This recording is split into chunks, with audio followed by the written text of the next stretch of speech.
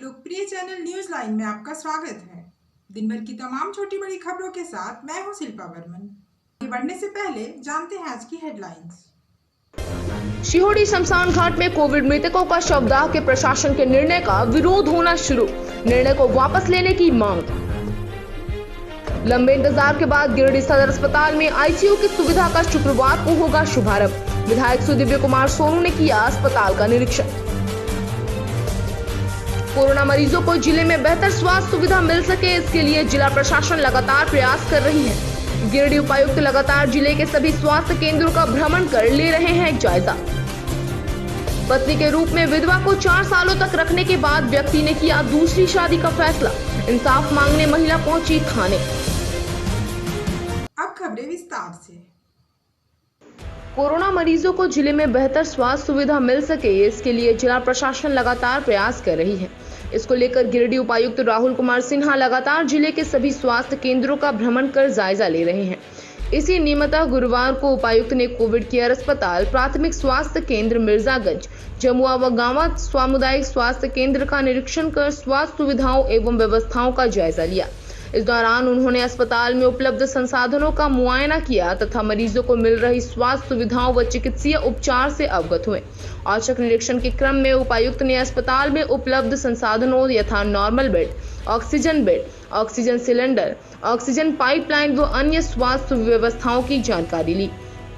उन्होंने बताया कि प्राथमिक स्वास्थ्य केंद्र मिर्जागंज में 21 ऑक्सीजन पाइपलाइन की व्यवस्था अंतिम चरण में है। जल्द ही मरीजों को इसका लाभ मिलेगा। तत्काल में यहां 4 ऑक्सीजन सिलेंडर एवं 2 ऑक्सीजन कंसंट्रेटर के जरिए मरीजों का इलाज किया जा रहा है। उन्होंने अस्पताल में पेयजल आपूर्ति, शौचालय, बिजली की आपूर्ति व अन्य बुनियादी सुविधाओं का जायजा लिया। अस्पताल में एडमिट मरीजों की स्वास्थ्य सुरक्षा एवं सुविधा को दृष्टिगत रखते हुए बिजली चले जाने के अभाव में इन्वर्टर की सुविधा उपलब्ध कराने का निर्देश दिया। साथ ही मरीजों के परिजनों हेतु बैठने की व्यवस्था व अन्य सुविधाओं को जल्द से जल्द दुरुस्त कर ले, ताकि यहां आने वाले मरीजों या उनके परिजनों को किसी भी प्रकार की कोई असुविधा न हो। स्ट्रैटेजी बनाई गई है और 25 तारीख से डोर टू डोर सर्वे का कार्य ग्रामीण स्तरीय मेडिकल टीम के द्वारा किया जाएगा।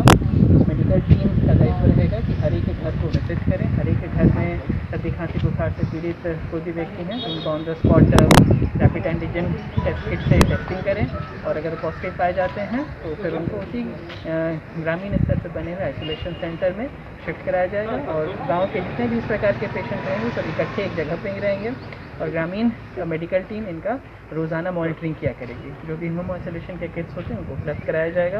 उसका नियमित सेवन किया जा रहा है नहीं, ये इंश्योर किया जाएगा।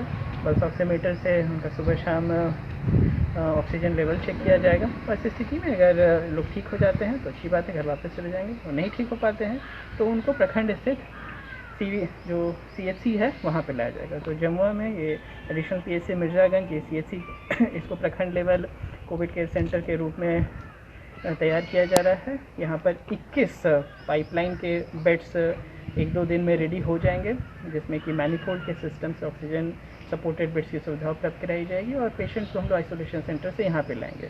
यहाँ पर आगे के लेवल का इलाज चलेगा और अगर यहाँ पर भी अगर पेशेंट नहीं ठीक होते हैं तो उसके बाद डिस्ट्रिक्ट लेवल के जो कोविड हॉस्पिटल हैं वहाँ उनको शिफ्ट कराया जाएगा। हम लोग का यही उद्देश्य है कि अर्ली आइडेंटिफिकेशन कर लें पेशेंट का, अर्ली उनका हॉस्पिटलाइजेशन सुनिश्चित करा लें। अगर हॉस्पिटलाइज पब्लिक इस तरह के पेशेंट जल्दी हो जाते हैं तो there are sufficient medicine, remdesivir है, टॉसिलिजुमैब है, स्टेरॉइड्स है, तब तो DRDO के द्वारा उपलब्ध कराया गया 2DG मेडिसिन भी आ चुका है। तो मेडिसिन की कोई कमी नहीं है, बस सही समय पर अगर पेशेंट हॉस्पिटल में रहते हैं उनका ट्रीटमेंट बहुत आसानी से किया जा सकता है और हम लोगों की जानें बचा सकते हैं। Thank you. इसी कड़ी में तीसरी मुख्यालय स्थित CHC अस्पताल पहुंचकर ऑक्सीजन युक्त 5 बेड की वार्ड व पुराने मुख्यालय में टीकाकरण सेंटर का निरीक्षण किए। अस्पताल परिसर व आसपास साफ सफाई रखने पर विशेष ध्यान देने की बात कही गई।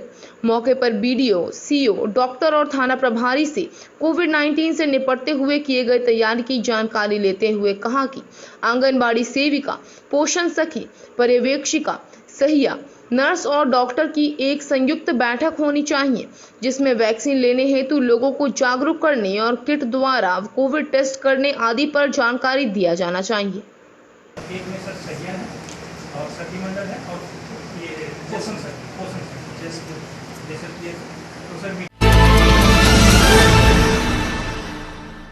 बरबसिया शमशान घाट के बजाय सीहोडी शमशान घाट में कोविड मृतकों के शवदाह करने की प्रशासन के निर्णय की बात सोशल मीडिया के माध्यम से सामने आते ही स्थानीय जनप्रतिनिधियों, समाज सेवियों तथा लोगों ने कड़ा विरोध कर इस निर्णय को वापस लेने की मांग की है। सीहोडी वार्ड नंबर 11 के वार्ड पार्षद अशोक कुमार राम, माले नेता राजेश कुमार यादव एवं राजेश सिन्हा, पूर्व जीप सदस्य प्रमिला मेहरा, पूर्व मुखिया संदीप शर्मा, प्रमोद स्वर्णकार आदि कई लोगों ने इसका विरोध करते हुए कहा कि सीहोडी का शमशान घाट बहुत ही छोटा है, जिसमें सीहोडी, सिरसिया, गादी, पतारी इलाके के 25-30 मोहल्ले के बड़े इलाके के मृतकों का शव जलाया जाता है। शमशान घाट से ठीक सटा हुआ एक स्कूल और वाटर ट्रीटमेंट प्लांट भी है। इसके अलावा सटा हुआ सीहोडी की बड़ी आबादी का क्षेत्र भी है, जो कहीं से भी कोविड शवों को जलाने की स्थिति में सुरक्षित नहीं रहेगा। विरोध करने वालों ने एक मत से कहा कि इस तरह का कोई भी निर्णय लेने से पहले स्थानीय लोगों की सहमति होनी जरूरी है। लोगों को इस बारे में कुछ भी पता नहीं और अचानक से निर्णय की बात सामने आ गई। जिला प्रशासन से एक स्वर में इसकी वैकल्पिक व्यवस्था के तहत बरमसिया समेत अन्य शमशान घाटों में भी विद्युत शवदाह गृह एवं उच्च चिमनी युक्त शमशान शेड स्थापित करने तथा फिलहाल शहर से दूर किसी निर्जन इलाके में इसकी तत्कालिक व्यवस्था करने की मांग की है। देखे या टीवी चैनल के माध्यम से हम लोग को पता चला कि नहीं, जो कोविड का जिसका मृत्यु होता था पहले वो मरवाड़ी शमशान घाट में जलाया जाता था।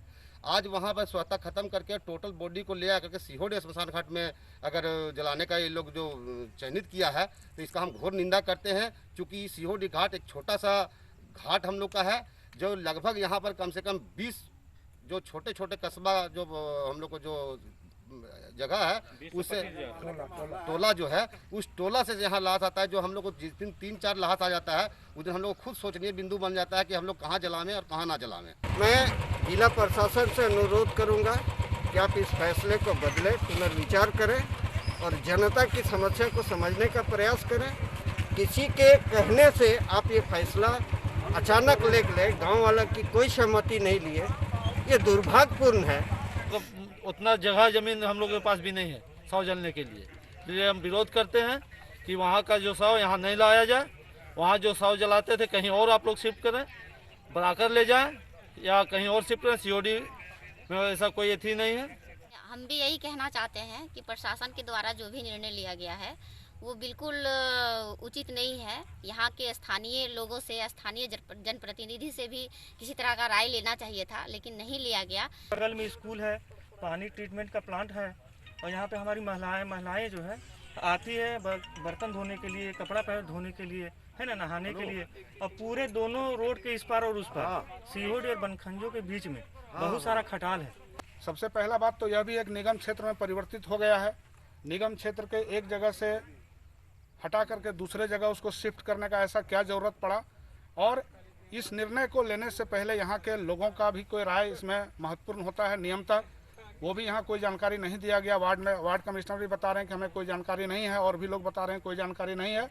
तो हमारा प्रशासन से विनम्र आग्रह होगा कि इस तरह का कोई अगर वो निर्णय लिए हैं तो कृपया उस निर्णय को वो वापस लें। और अगर इसका कोई विकल्प अगर कोई दूसरा तलाशना है तो सब मिल बैठ करके बात करें। नगर निगम के बॉडी है, नगर निगम में इस पर पूरी बात हो। और हमें लगता है कि इसका सबसे बेहतर जो विकल्प अगर है हमारे नज़र से वो ये है कि जो नगर निगम क्षेत्र के जहाँ जहाँ भी शमशान घाट पहले से हैं वहाँ पर विद्युत शवदाह गृह या जो भी अत्याधुनिक तरीके से, आप एक रांची उदाहरण देख सकते हैं। हरमू बिल्कुल पाउस इलाके में वो शमशान घाट है। तो ऐसा तो नहीं कि हरमू में लाश नहीं जलता, हरमू में पूरी आबादी अगल बगल रहती है। तो हम एक उदाहरण भी हम देना चाहते हैं। तो इसलिए अगर जहाँ भी शमशान घाट पहले से, चाहे बरमसिया हो, जहाँ भी हो, हर जगह वो अत्याधुनिक जो शवदाह करने का जो ये है उसको बैठाया जाए। और यहाँ इस तरह का जो निर्णय लिया गया है, सामने देखिए खड़े, यहाँ स्कूल है, पीछे वाटर ट्रीटमेंट प्लांट है, ये सब इससे डिस्टर्ब होगा। अगल बगल कई खटाल है, सारे माल मवेशी यहीं धोता है लोग। इस जगह लोग ऐसे भी लोग आते रहते हैं पानी का उपयोग करने के लिए। ये निर्णय कहीं से भी उचित नहीं है। हम पूरा यहाँ सीहोडी, सिरसिया और अगल बगल के हजारों लोगों का जो ये भावना है, हम उसके साथ हैं। कि जहाँ भी नगर निगम में घाट है उस घाट को आप इसी प्रकार बना दें, इसी प्रकार सुविधा दें। अनजाने में रखकर किसी प्रकार का कोई, मैं समझता हूँ जहाँ तक प्रशासन बहुत सोचती है इस बात को और प्रशासन की पूरी टीम बहुत बेहतर है। ज़रूर है किसी ने मिसगाइड या अलग अलग तरीके से बोला होगा और हम उसका विरोध करते हैं, सबसे पहले विरोध करते हैं। वरना क्या है कि अगर इसी तरह होता रहा तो पानी वहाँ प्रॉब्लम है। यहाँ पे देखिए स्कूल है, यहाँ पे छोटा सा जगह है, बहुत छोटा जगह है। अगर ये कह दे रहे हैं यहाँ से हटा के हम वहाँ शिफ्ट कर रहे हैं तो ये गलत होगा। जहाँ जहाँ घाट है, प्रशासन से निवेदन है सभी घाट में आप व्यवस्था करें। लंबे इंतजार के बाद गिरिडीह जिले के मरीजों को आईसीयू की सुविधा शुक्रवार से मिलने वाली है। इसको लेकर गिरिडीह के सदर विधायक सुदिव्य कुमार सोनू के प्रयास से वेंटिलेटर चलाने के लिए हेमंत सरकार ने गिरिडीह को 3 टेक्नीशियन के साथ एक प्रबंधक और 6 नर्स उपलब्ध कराया है, जिसके बाद गिरिडीह सदर अस्पताल परिसर में 1 साल पहले बने आईसीयू वार्ड को शुरू करने का रास्ता साफ हो गया है। इसी को लेकर आज गिरिडीह विधायक सुदिव्य कुमार सोनू ने गिरिडीह सदर अस्पताल स्थित आईसीयू वार्ड का निरीक्षण किया और वहां बहाल किए गए टेक्नीशियन और डॉक्टरों से बात की। इस दौरान गिरिडीह विधायक ने बताया, राज्य सरकार के प्रयास से गिरिडीह में आईसीयू के लिए पूरी टीम मिल गई है। Civil surgeon doctor Sanyal, Giridih के senior doctor Azad, doctor Ravi Maharshi, doctor Amit Gond, doctor Rajiv समेत सदर अस्पताल के तमाम डॉक्टरों, पारा मेडिकल स्टाफ और टेक्नीशियन के सहयोग से सदर अस्पताल में बने आईसीयू का शुभारंभ कल से कर दिया जाएगा। उम्मीद है कि अब आने वाले समय में गिरिडीह के लोगों को आईसीयू की सुविधा के लिए बाहर नहीं जाना पड़ेगा और जो भी मरीज गिरिडीह सदर अस्पताल में इलाज के लिए भर्ती होंगे वो जल्द ठीक होकर अपने घर जाएंगे। सदर अस्पताल में बहुप्रतीक्षित आईसीयू वार्ड, सीसीयू वार्ड का शुभारंभ होने जा रहा है। हमारे सरकारी अस्पताल के डॉक्टर्स, खास करके सिविल सर्जन साहब, doctor Ravi Maharshi, doctor Amit Gaur, doctor Rajiv और सबसे सीनियर मोस्ट हमारे शहर के नामचीन डॉक्टर आज़ाद साहब की देखरेख में ये चालू हो रहा है। Paramedical staff, nurses, ICU technician, ICU manager की टीम हम लोगों ने बुला ली है। कल उन तमाम की उपस्थिति में हम लोग इसका लोकार्पण करेंगे और अस्पताल ऐसी जगह है जहां लोग आए तो जरूर, लेकिन ठीक होकर जल्दी से जल्दी घर चले जाएं, इसी कामना के साथ हम लोग ये उम्मीद करते हैं कि यह बेहतर काम। एक सवाल ये रहेगी कि पिछले 2-3 महीने से पीएम केयर फंड से मिला हुआ वेंटिलेटर, जो 4 वेंटिलेटर संभवतः मिला था, उसमें 3 खराब कौन है इसके जिम्मेदार? हमारे पास और भी वेंटिलेटर्स हैं। हमें जितनी आवश्यकता है उतने वेंटिलेटर्स हमारे पास उपलब्ध हैं और जो वेंटिलेटर खराब मिले हैं वो उसकी संबंधित कंपनी आकर उसको बनाएगी और बाकी चीज़ें ऑडिट की हैं वो केंद्र सरकार ऑडिट करेगी और बेहतर निर्णय करेगी। लिव इन रिलेशनशिप में 4 साल तक विधवा को साथ रखे व्यक्ति ने जब दूसरी शादी करने का फैसला किया तो विधवा न्याय पाने थाना पहुंच गई। पचंबा थाना में दिए आवेदन में पीड़िता ने सूरज भुइयां पर आरोप लगाते हुए कहा कि पिछले 4 सालों से वो और सूरज गंधर्व विवाह कर पति पत्नी के रूप में साथ रह रहे थे। इस दौरान सूरज ने 4 सालों तक उसका व उसके बच्चों का भरण पोषण भी किया, लेकिन बुधवार को ही उसके पति सूरज की मां मंदोदरी भुइयां अचानक पीड़िता के घर पहुंचकर मारपीट करने लगी। जानकारी के अनुसार सूरज का पिता डोमन भुइयां गिरिडीह सीसीएल में ही कर्मचारी है। ऐसे में आरोपी की मां ने अपने बेटे सूरज की दूसरी शादी करने की बात कहकर पीड़िता को उसके बेटे को छोड़ने की बात कहकर मारपीट करने लगी। थाना पहुंची पीड़िता ने यह भी कहा कि परिवार वालों के दबाव में उसका पति अब उसे छोड़कर दूसरी शादी करने जा रहे हैं। शुक्रवार को उसकी शादी है। थाना को दिए आवेदन में पीड़िता ने बताया कि उसके पति की मौत करीब 10 साल पहले हो गई थी। इसके बाद से वह अकेले रह रही थी, लेकिन पहले पति से उसे 2 बच्चे हैं जिसका भरण पोषण अब तक सूरज ही करता आ रहा था। ऐसे में अब अगर उसका पति दूसरी शादी करता है तो फिर वह अपने बच्चों के साथ कहाँ रहेगी।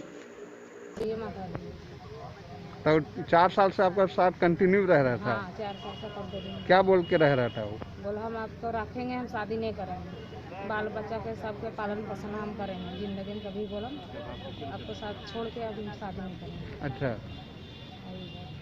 तो अब क्या बोलता है? बोल रहे हैं उसी के साथ रहेंगे, शादी करेंगे उसी के साथ। आरोप क्या बोलता है? वो बोल रहा है, बोल हम नहीं करेंगे, जितना बोल पैसा दिया तिल्ला बोला 4-5 लाख रुपया छूट देंगे सबरो, और हम आपसे शादी नहीं करेंगे। तब आप क्या चाहते हैं? शादी करेंगे उसी से, क्या चाहिए। अभी आप थाना आए, क्या आवेदन थाना में क्या दिया गया? आवेदन दिए हैं थाना में कुछ सुनना नहीं हो रहा सर। यहाँ वो जाते हैं तो बोलता है जाइए महिला थाना, और महिला थाना जाते हैं आप बोलता है जाइए कचम्बर। राशन डीलरों को सरकार से मिलने वाले अनाज का वजन कम रहने के कारण कार्डधारियों को कम राशन बांटे जाने की लगातार मिल रही जानकारी के बाद गुरुवार को माले की एक टीम ने बाजार समिति स्थित एफसीआई और सीएफसी गोदामों का जायजा लिया और वहां लोगों से बात की। टीम में पार्टी के राज्य कमेटी सदस्य राजेश कुमार तथा गिरिडीह विधानसभा प्रभारी राजेश सिन्हा थे। माले की टीम को वहां मौजूद एफसीआई कर्मियों ने बताया कि उनके पास जो भी अनाज जाता है उसे सीधा सीएफसी के पास पूरे वजन के साथ भेज दिया जाता है। डीलरों के यहां सीधा राशन उनके यहां से नहीं जाता है। इधर सीएफसी में तैनात कर्मियों ने भी कहा कि उनके यहां से मालवाहक वाहनों के द्वारा प्रॉपर तरीके से एवं पूरे वजन के साथ डीलरों के पास राशन भेज दिया जाता है। ऐसे में कार्डधारियों को राशन का कम वजन दिए जाने के लिए उनकी कोई जिम्मेवारी नहीं है। अनाज गोदाम के लोगों से बात करने के बाद पार्टी की टीम की ओर से कहा गया कि जब गरीब राशन कार्डधारियों को दिए जाने वाले राशन में कटौती हो रही है और इसे लेकर राशन डीलर सीधा सरकारी अनाज गोदाम पर दोषारोपण करते हैं कि वहां से ही प्रत्येक बोरे में वजन कम मिलता है, जबकि सीएफसी के लोग बता रहे हैं कि उनके द्वारा राशन कम नहीं दिया जाता है, तो यह एक दूसरे पर दोषारोपण करके खुद का पल्ला झाड़ने जैसी स्थिति है। आज हम लोग सीपीआईएमएल की एक टीम यहाँ कृषि उत्पादन बाजार समिति आए हुए थे इस बात का जायजा लेने के लिए कि आए दिन जब राशन चोरी की शिकायत कार्डधारी करते हैं, गरीब करते हैं, और उस आवाज़ को जब हम लोग उठाते हैं तो प्रायः डीलरों के द्वारा यह कहा जाता है कि उन्हें राशन की आपूर्ति ही कम होती है, प्रत्येक बोरा में उनका राशन का वजन कम रहता है। इसको लेकर के अभी हम लोग आए थे, यहाँ हम लोगों ने एफसीआई और सीएफसी दोनों जगह के स्टाफ से जो भी यहाँ लोग थे उनसे बात किए हैं। इनका सीधा कहना है कि इनके यहाँ से वजन में कोई कमी नहीं रहता है। ये बजाते पूरा वजन सेंटर वाले कह रहे हैं कि हमारे पास जो भी अनाज आता है उसका पूरा वजन करके हम लोग स्टेट फूड कॉरपोरेशन एसएफसी को देते हैं। एसएफसी वालों का भी कहना है कि यहाँ से हम लोग अपना जो भी राशन का आपूर्ति जिस भी डीलर के यहाँ भेजा जाता है वो सब कंप्लीट रहता है। तो इसका मतलब है कि कहीं ना कहीं इसमें कुछ गड़बड़ झाला है, या तो वो डीलर के स्तर से हो रहा हो या वो सीएफसी एसएफआई से हो रहा हो, एफसीआई से हो रहा हो। तो इसमें हम उच्च अधिकारी से यह मांग करेंगे कि इसमें वजन जहाँ से भी कम हो रहा है और इसका जो खामियाजा कार्डधारी भुगत रहे हैं, गरीब भुगत रहे हैं, ये इस पर रोक लगने के लिए इसमें एक उच्च स्तरीय एक जांच होनी चाहिए कि आखिर ये वजन की गड़बड़ी हो कहाँ से रही है। हम लोग ये मांग करते हैं और इसी के लिए हम लोग यहाँ पर आज आए हुए थे। आज हम लोग बाजार समिति आए थे, चूंकि कई जगह पे जब हम लोग वार्ड में जा रहे थे या डीलर के आज हम लोग बाजार समिति आए थे, चूंकि कई जगह पे जब हम लोग वार्ड में जा रहे थे या डीलर के पास जा रहे थे या राशन जो देते हैं उनके पास जा रहे थे, सबका यही कहना था कि हमको वहां से कम आता है। तो वहां से कम आता है तो एक एक डीलर के पास जाके पूछना संभव नहीं है। हम लोग यहीं पे आके पता किए तो यहाँ से जो भी वजन है सेम टू सेम वजन जाता है, ये हम लोग जांच करके भी देखे।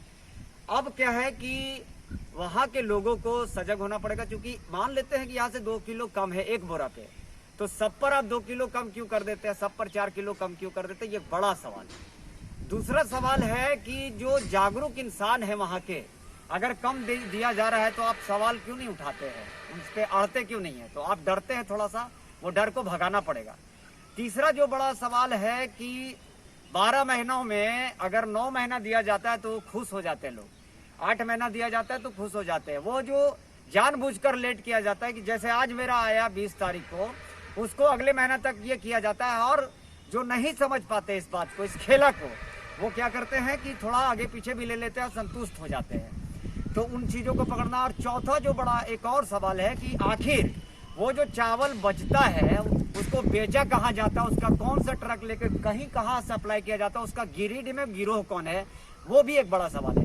उन तमाम चीज़ों पर भाकपा माले अभी बातचीत कर रही है, अभी हम स्टार्ट कर रहे हैं। अब वो सब सचेत हो जाए और जनता थोड़ा जागरूक हो जाए, तभी संभव हो पाएगा। जमुआ अंचलाधिकारी द्वारिका बैठा के नेतृत्व में गुरुवार को जमुआ चौक सहित मिर्जागंज, खरगडीहा, बलेडी मोड़, रेम्बा मोड़, मल्हो कोदम्बरी एवं हिरोडी आदि चौक चौराहों एवं मुख्य मार्गों में 2 पहिया एवं 4 पहिया वाहनों की जांच की गई। साथ ही कोविड-19 के आदेशों एवं निर्देशों का सख्ती से अनुपालन करने का निर्देश दिया गया। जांच के दौरान सीओ ने वाहन चालकों से ई पास को गाड़ी के शीशे पर चिपकाने, गाड़ी में सफर करने वाले लोग नियमित रूप से मास्क का प्रयोग करने, कोविड-19 के सारे निर्देशों को सख्ती से अनुपालन करने आदि का सख्त निर्देश दिया।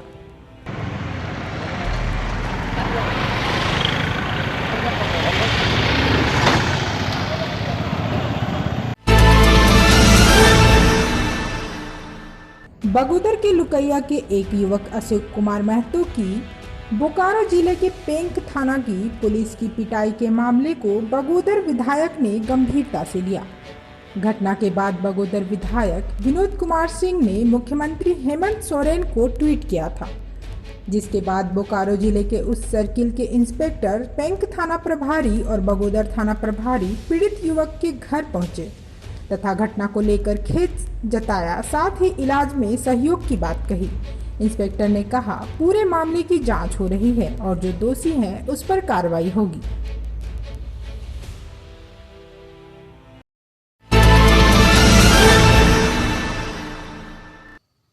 आज का ये अंक आपको कैसा लगा? आप अपनी सुझाव व राय इस नंबर पर दे सकते हैं।